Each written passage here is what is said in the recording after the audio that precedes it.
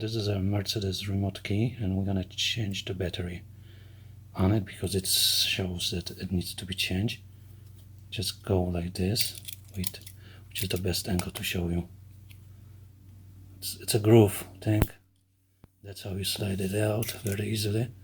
And take the key, place it right here, pull, push, take the battery out,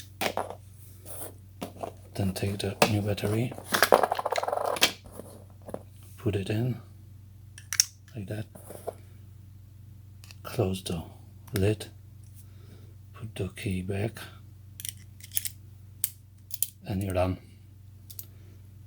Battery is replaced.